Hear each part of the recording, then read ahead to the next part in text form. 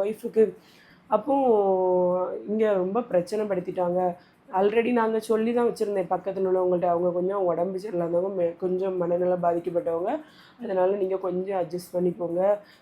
வேறு எங்கே போய் இருக்க முடியும், நம்ம தான் கொஞ்சம் சுற்றி உள்ளவங்க கொஞ்சம் அட்ஜஸ்ட் பண்ணி போகணும் அப்படின்னு சொல்லிட்டு வந்திருக்கேன். ஆனால் இவங்க கெட்ட வார்த்தை போட்டு யாசினாலும் பக்கத்தில் உள்ளவங்க எல்லாருமே கொஞ்சம் அட்ஜஸ்ட் பண்ணிட்டு தான் இருந்தாங்க.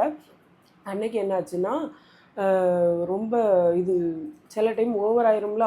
பக்கத்தில் உள்ளவங்களெல்லாம் அடிக்கிறதுக்கு, வெட்டுறதுக்கு அந்த மாதிரிலாம் போயிருக்காங்க, கத்தி எடுத்துச்சு அப்படின்னு சொல்கிறாங்க. இனி அவங்கள்ட்ட போய் கேட்டால் தான் தெரியும் என்னென்னு. அங்கே சுற்றி உள்ளவங்க சொன்னாங்க. என்னென்னா, இன்றைக்கி போய் அவங்கள போய் தேடி போய் பார்த்து, மக்கள் வந்து நிறைய பேர் கமெண்ட் பண்ணாங்கள்ல, இங்கே பார்த்தேன் அங்கே பார்த்தேன் அந்தந்த இடங்கள்ல போய் இது தேடி பார்த்து என்னாச்சு, சாவியும் கொண்டு போயிட்டாங்க.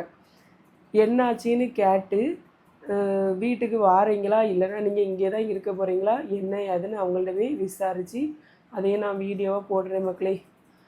அதான் நம்ம வந்து நம்ம வேலையை பார்த்துட்டு இருக்கணும்னு சொல்லுவாங்க. நான் இந்த இது மூலமாக நான் என்ன தெரியுமா நினச்சேன், சரி இவங்கள நம்ம செட் பண்ணி வச்சாச்சுல, இனி இன்னொரு வீடியோ போட்டு இதே போல் கஷ்டப்படுறவங்கள அடுத்தடுத்து ஒவ்வொரு ஆளையாக நம்ம இது பண்ணி விடலான்னு நினைக்கும்போது இவங்களுக்கே திருப்தி இல்லை. என்ன சொல்கிறதுக்கு, சரி பிச்சை எடுத்தாலும் மறுபடியாவது அந்த வீட்டில் போய் இருக்கலாம்ல, அப்படி ரோட்லேயே இருந்து பழகினால அவங்களுக்கு அதான் பிடிச்சிருக்கு. முன்னாலே அப்படி தான் அந்த அம்மா அப்படி தான் சொல்லுவாங்க அடிக்கடி, வீட்டில் நம்ம போய் இருந்தாலும் நாங்கள் பிச்சை எடுக்க தான் எங்களுக்கு சுகம். ஏன்னா அங்கே ரோடுகள்லேருந்து ஏதாவது சாப்பிட்டுட்டே இருப்பாங்க போல இருக்குது, வீட்டிலன்னா அப்படி இருக்க முடியாதுல.